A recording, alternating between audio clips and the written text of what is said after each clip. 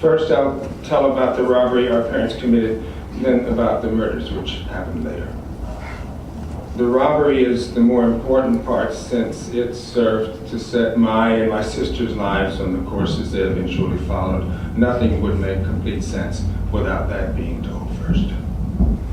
Our parents were the least likely two people in the world to rob a bank. They weren't strange people, not obviously criminals. No one would have thought they were destined to end up the way they did. They were just regular, although, of course, that kind of thinking became null and void the moment they did rob a bank. My father, Bev Parsons, was a country boy born in Marengo County, Alabama in 1923 and came out of high school in 1939, burning to be in the Army Air Corps, the branch that became the Air Force.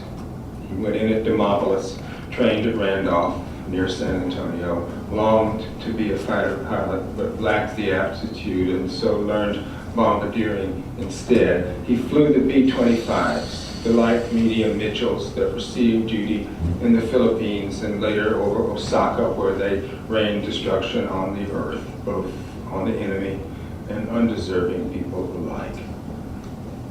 He was a tall, winning, handsome six-footer who barely fitted into his bombardier's compartment with a big, square, expectant face and knobby cheekbones and sensuous lips and long, attractive, feminine eyelashes. He had white, shiny teeth and short black hair he was proud of, as he was of his name, Bev.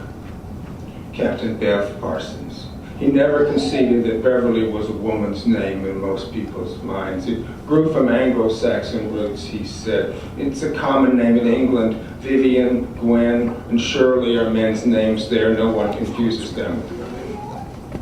He was a non-stop talker, was open-minded for a Southerner, had graceful, obliging manners that should have taken him far in the Air Force, but didn't.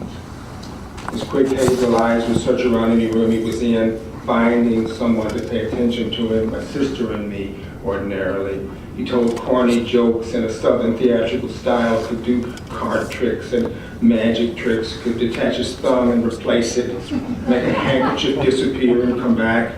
He could play boogie-woogie piano and sometimes would talk Dixie to us, and sometimes like Amos and Andy. He had lost some of his hearing by flying the Mitchells and was sensitive about it. But he looked sharp in his honest GI haircut and blue captain's tunic, generally conveyed a warmth that was genuine and made my twin sister and me love him. It was also probably the reason my mother had been attracted to him, though they couldn't have been more unsuited and different, and unluckily gotten pregnant from their one hasty encounter after meeting at a party honoring returned airmen near where he was retraining to learn supply officer duties at Fort Lewis in March 1945, when no one needed him to drop bombs anymore. They were married immediately when they found out. Her parents, who lived in Tacoma and were Jewish immigrants from Poland, didn't approve. They were educated mathematics teachers and semi-professional musicians and popular concertizers in Poznan who'd escaped after 1918 and come to Washington State through Canada and became, of all things, school custodians. Being Jews meant little to them by then or to our mother, just an old, exacting, constricted conception of life they were happy to put behind them in a land where there apparently were no Jews. But for their only daughter to marry a smiling, talkative, only son of Scotch-Irish Alabama backwoods timber estimators was never in their thinking, and they soon put it out of their thinking altogether. And while from a distance, it may seem that our parents were merely not made for one another, it was more true that when our mother married our father, it betokened a loss, and her life changed forever, and not in a good way, as she surely must have believed.